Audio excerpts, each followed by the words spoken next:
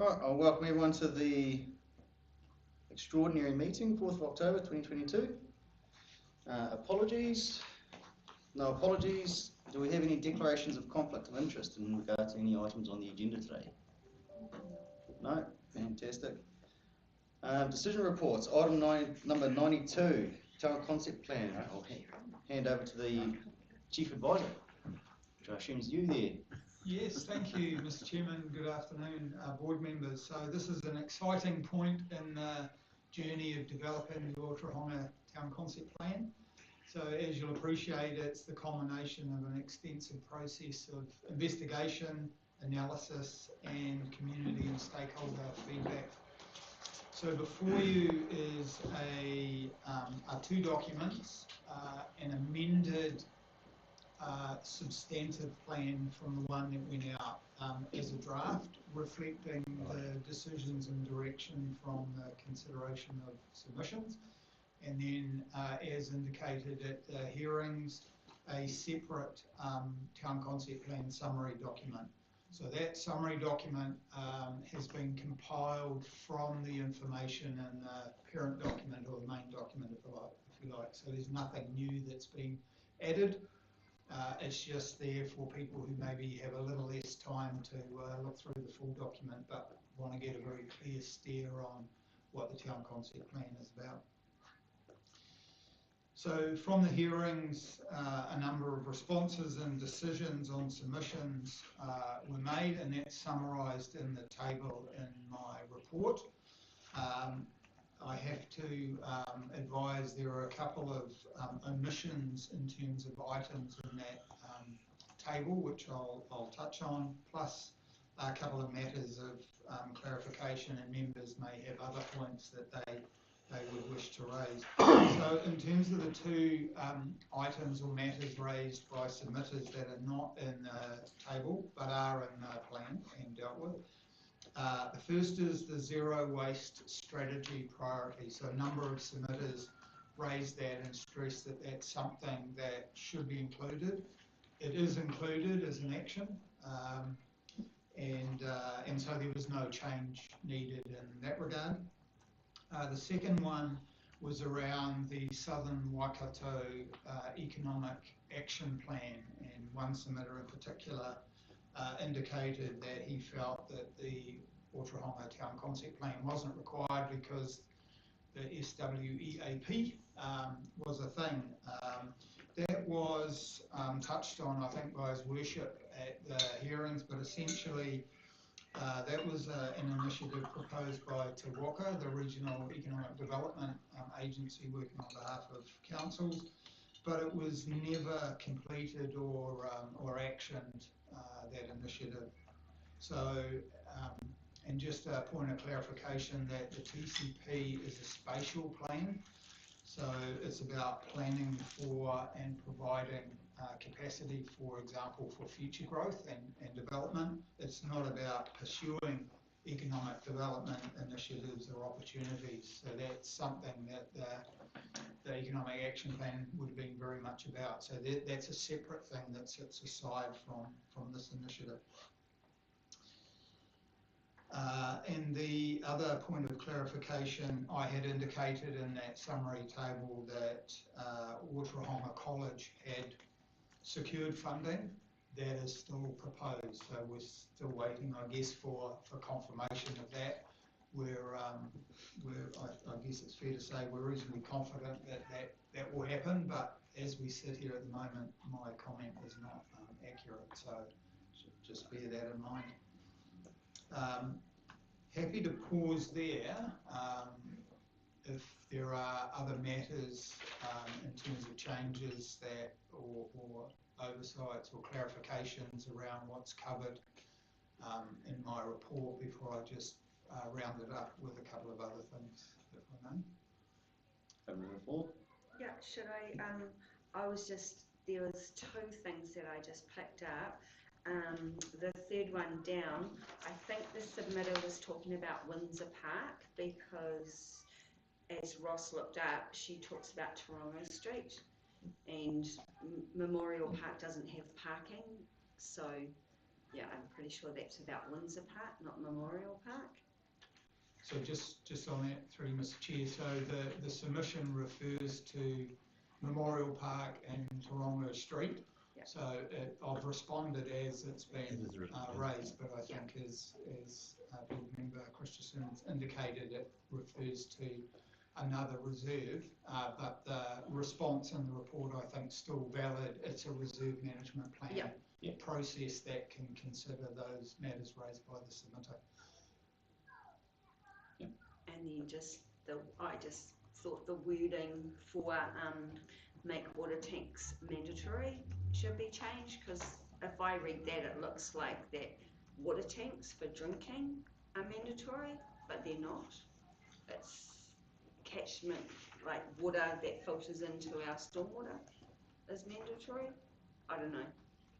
So it's stormwater attenuation or rainwater tanks, I guess, so we can make sure that in the responses to submitters that's made clear.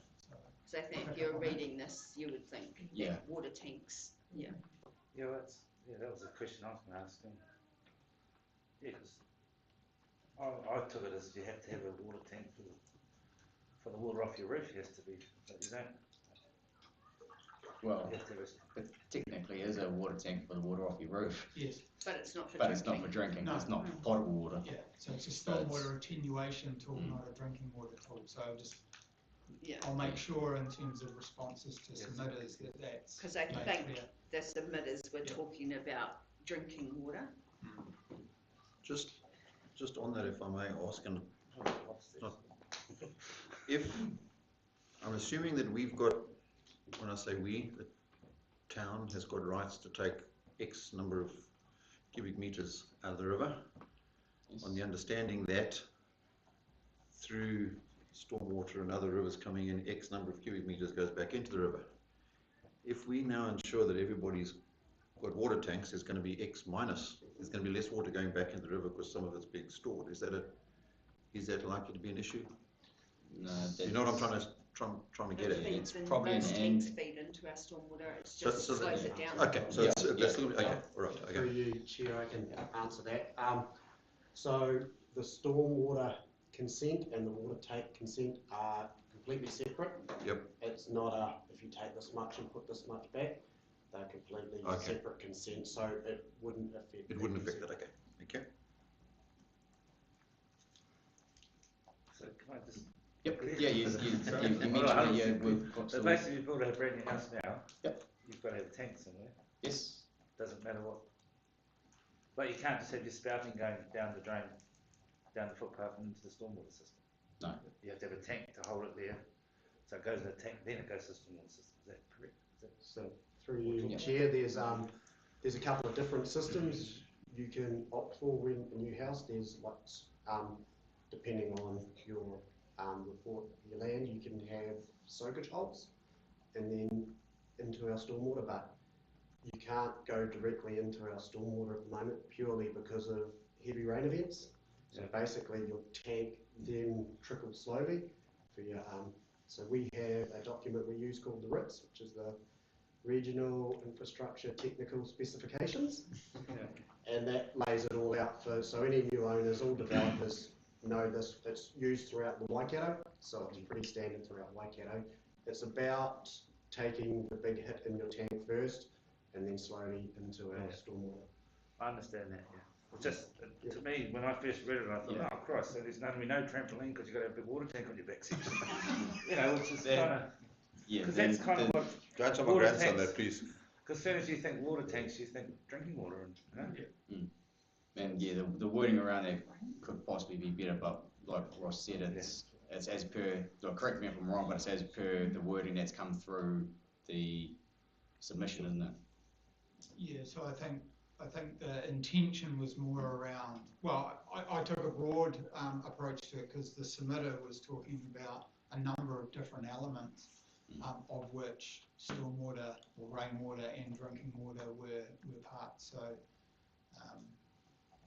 But as I've indicated, I think we make it clear that in terms of this, we're talking about the stormwater or rainwater attenuation component, and that will feature in the responses to submit that clarity.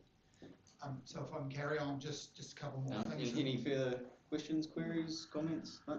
Go for it. So one more clarification. So in your message and the Mayor's message, we refer, I think, to the CAFIA concept plan. So we want to make it clear that Aotea are part of that. So we will add that into it. So when we refer to the other two plans, it's CAFIA, Aotea, and then the rural area. So people are clear.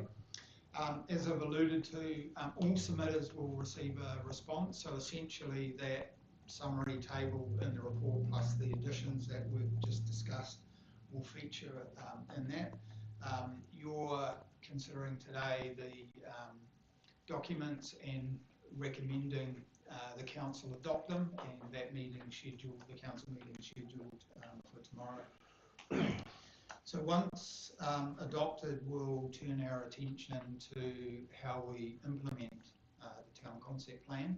So we'll be doing some work around the action plan and timing priorities and resourcing that's required to give effect to that. Now you'll appreciate that when council signed off on the long-term plan, they put aside $2.1 million for implementation of all three plans over 3 years. So I guess it's fair to say that the Otorohanga plan will get a bit of a head start, given we won't be signing off on the other two plans until probably around this time next year. So I think it's fair to say within that resourcing we would be looking, and this will be a matter for the, I guess, the Chief Executive to ultimately sign off on or recommend through to Council. The resourcing for helping implement the plan will come from that $2.1 million. So, Can I ask one question, sorry? Yep. The next one's got trucks on the main street. I understood people were concerned not only of trucks but tractors, like agricultural machinery, yes, just basically larger vehicles. yes. So I don't know whether that should have that wording around, so larger vehicles or not, or just specific to trucks. They can't. Trucks and agriculture. There were Heavy sort of vehicles. tractors working through town, you know, Yeah. with contractors and Which scare the hell out of me too. but yeah, just for a wording thing, sorry. And included, Mr. Chair, in the recommendation is the to have council has the ability just to make any kind of editorial type changes that we may identify. So not changing any substantive component of it, but we've just picked up one element while we're sitting here, so we'll make sure that that's corrected. So do it tomorrow. So, Any further Thank you. questions? Queries? No, fantastic. Thank you very much, Ross, for your hard work on this project, and also to the consultants that we employed to do this. This has been quite thoroughly well done.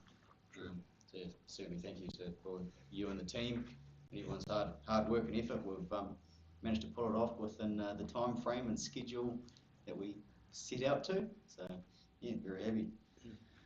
Right. Anything else before I put the staff recommendation through? No? Right, so we've got a staff recommendation that the Otorohanga Community Board, having considered the updated draft Otorohanga Town Concept Plan as amended following the consideration of submissions in the draft Otorohanga Town Concept Plan summary, endorse both documents and recommend their adoption by the Otorohanga District Council. I'll move this one. Do we have a seconder? Councillor Christensen. All in favour? Aye. Aye. Those against? Carried. Thank you very much, guys.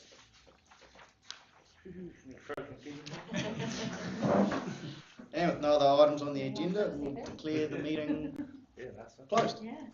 Don't go anywhere. Jared's got a few things that he wants to mention. What's this?